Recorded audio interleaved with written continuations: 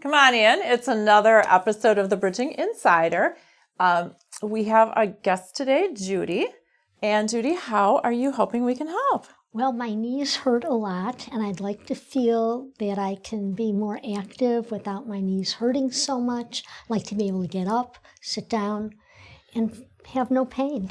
And Judy is very active. And what's your thing that you do? I'm a dancer. She's a dancer. And it's ballet. No, actually, No? it's belly dancing. Oh, okay. Even more fun.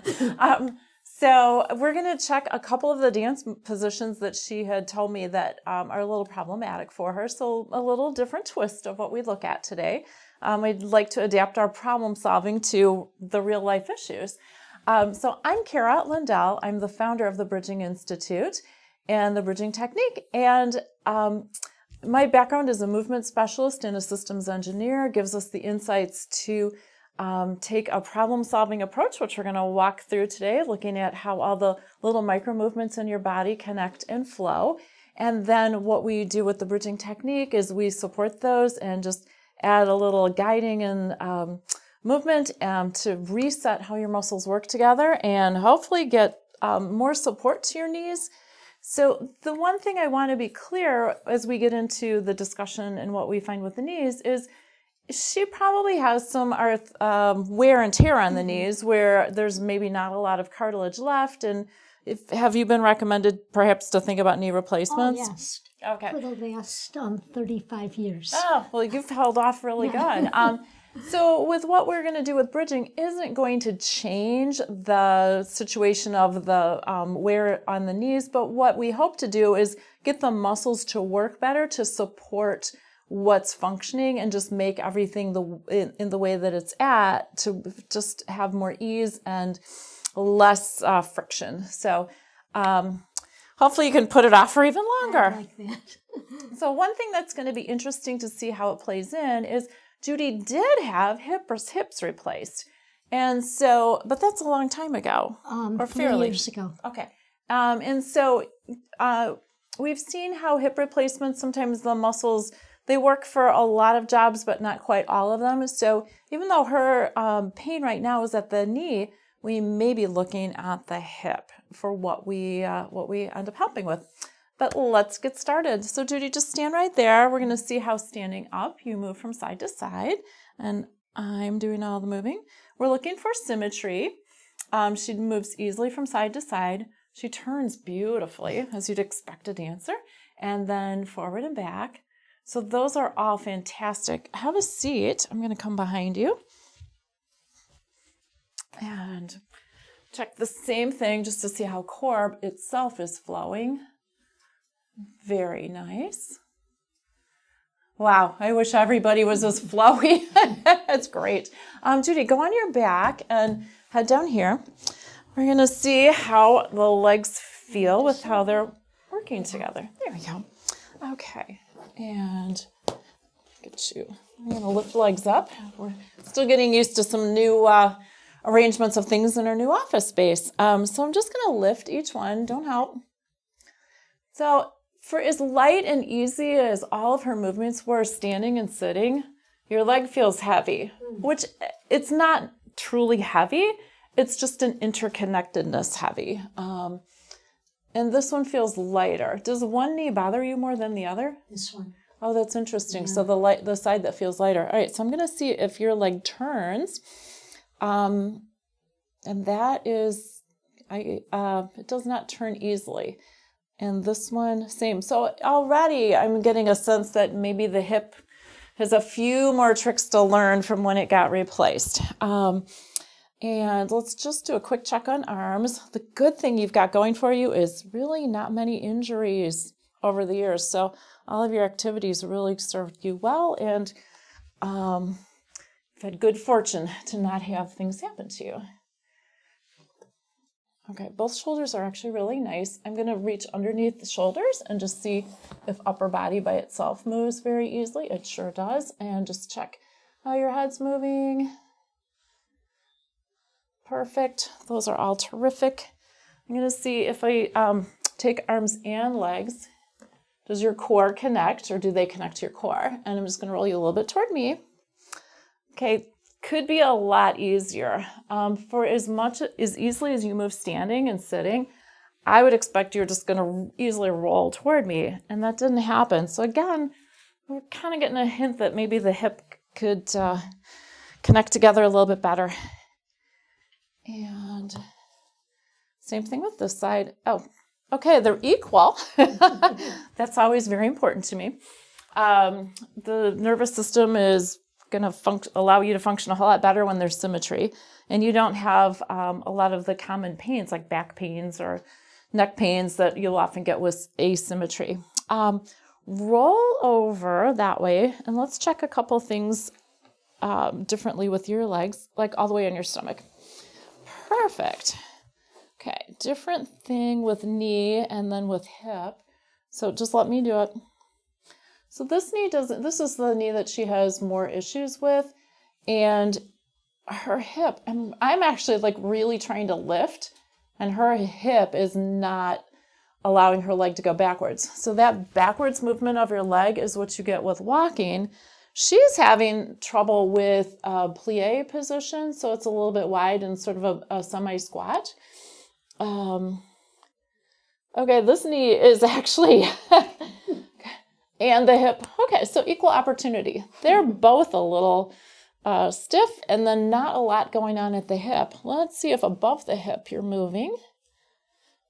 Okay, that's pretty nice. This is the first thing that's not symmetric. She's got more movement on the right side than the left, but it's not that much different. And just a quick check at your shoulder.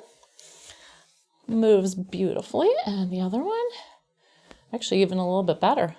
No, they're pretty similar to each other. Are you okay in this position for a few minutes? Sure. Okay. So we're going to just refresh some of the backside muscles, how the hamstrings and the calf muscles connect together. And I'm just going to use one hand to stabilize. So this is our bridging technique. We're going to support and guide the muscles so they can talk to each other and help each other out and transition in all the different ways that they really need to do that. So with her hip replacement, the surgery was from the front side, and we will get into that a little bit more. The beauty of that approach is usually people are on their feet much faster. Mm-hmm. And were you just a couple days off your feet? Yeah, I was walking right after surgery, but then I had to use a cane or a walker for about 10 days, and then I was fine. So pretty active right away, yeah. And then just on your pretty back to normal within a couple of weeks, which is great. Commonly hear that with knee replacements. Oh, there. So what I'm after here is, this is a crisscross relationship, a little bit between sides, how they make an X, some of the muscles, and then also from the back, the hamstrings, to the front through where the kneecap is. So the other thing about the leg that we're working on right now is Judy told me that many years ago, she dislocated this knee. So was it the kneecap that got dislocated? I think so, yeah. So this makes a little sense, where the tendon that holds the kneecap ends up being right at the base onto the lower leg, and it's having a hard time coordinating with here. And we're going to have to make sure it coordinates with her ankle as well. There. So let's see if that helps the hip movement. Sure enough, it does. Let's see if we can turn. Not so much. So we're going to get that from when you're on your back, but let's refresh the backside of this knee as well. And here. So some of you who have seen several of our episodes may be wondering why I'm not using one of the peanut balls, even the little one. I actually want to very specifically hold right at the knee joint, the back of it, the crease, to make sure that the upper and the lower are connecting together. If I use the peanut, it's not going to be quite as specific. And sometimes we want global and sometimes we want specific. In this case, I actually want global, or specific, sorry. So again, trying to get this nice rocking motion so that I know that the crisscross relationships between her knee and her lower leg are connecting together, and then we're going to compare both of them. So one thing is when you turn the foot, there ought to be a little bit of turn at the knee, and getting that one direction going in, but not so much going out. So let's see if we can get that. So also just to describe a little bit more of the relationships in the knee and why they may be influencing her pain. There's so many interconnections at the knee, from front to back, top to bottom, diagonal, crisscross, side to side, and the knee has to connect from the top of the calf to the ankle and then to the hip. So there's all of these different relationships that actually need to be supporting the joint itself. There, that just got really nice and easy. And that one is too. Judy, I want you to bend each one and tell me if you feel like they feel as smooth, as fluent. They do. Yeah, they do. Good. Okay. And I'm going to check this hip. It lifts now too. And just a tiny little bit of movement out to the side. Let's recheck this one. Not very much. So her hip on the right is actually a little bit stiffer than the left. Judy, roll back to your back and go perfect. And I am going to grab a peanut ball and put this underneath one leg. I'm going to do one at a time. And now I am going to grab one of my little green peanuts. So this one's a little bit more firm, and we're going to put it about where the scar was, about right here. Mm-hmm. Okay. So we're going to support where the scar is, because we need to get all the muscles that were above, below, sideways, everything. So all the little movements just flow through there instead of dodging around. And then hopefully that's going to let her, the bigger muscles up in her thigh and her glutes, we're going to let hopefully those will be able to kick in to support the knee better. There.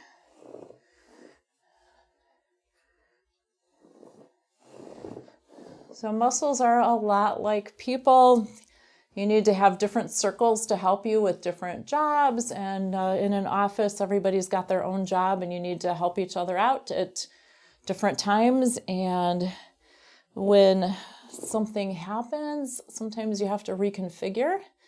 And if that person, let's say one person's out, and you reconfigure to handle everything while they're gone. And when they come back, sometimes everything doesn't go back exactly the same way. There. Okay, that is a whole lot flowier on the left side. Let's see about the right side. And same idea. So scar about right here. Mm-hmm. Okay, so we're just going to do the same thing, get some movement happening at the hip, and then we should start seeing more movement through her entire leg. And I can see it in her core. It's really great with having the stripes. It's easy to see. So how many years have you been doing belly dancing? About 10. It's fun, isn't it? Yeah, it is. It's very fun. So I don't know if I should share on the world here, but that is how I met one of my best friends. Oh, wow. Way back many years ago. We took a belly dancing class together. It was fun. Yeah. Until the pandemic, that we were doing a lot of performing, and after that was the end of that. There we go. Okay. For some reason, where they did the incision on the side was just slightly different, and it seemed to impact more how the glutes were interacting with the front of the leg. That seems pretty fluent right now. And we'll see how it bends. Okay, it feels really good. So Judy had told me that one of the positions that kind of bothers her is when she's out to the side a little bit. So I'm going to just do the same thing, but with different hip position. That seems pretty good. Perfect.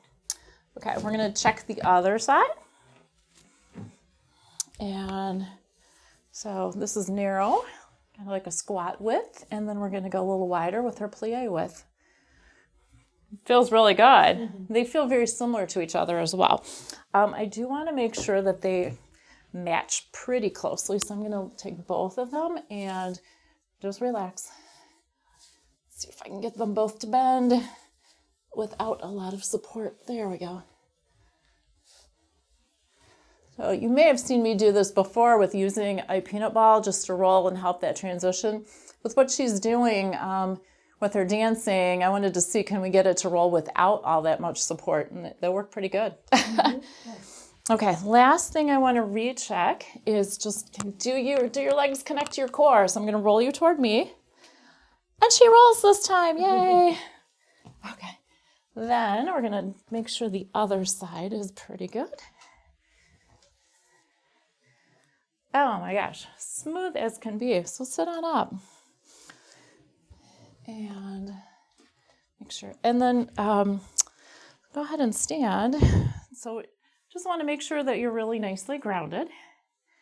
And so she was moving pretty easily before, but I want to make sure that it's just as good. What's better this time is just your control going forward and back. All the turns and the side to side were quite nice. Do a little plie for us.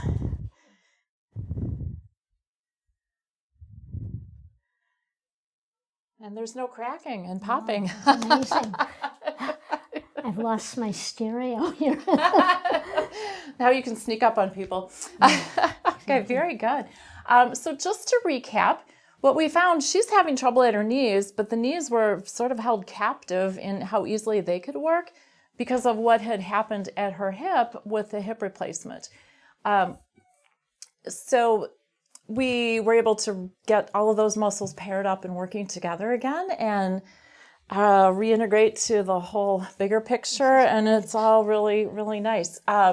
So for those of you who might be interested in seeing how we might be able to help your knees, we're located in Northbrook, Illinois, and you can check online to look at scheduling or give us a call. And for those professionals who may be out there who want to learn how to get these kind of results with your patients, we do teach the bridging technique, and there's information for that on our website as well. So thank you for being here. Hit that like and subscribe to our channel so that you can get all our new episodes as they come out. And Judy, thank you so much for being here. This was great. Thank you so much.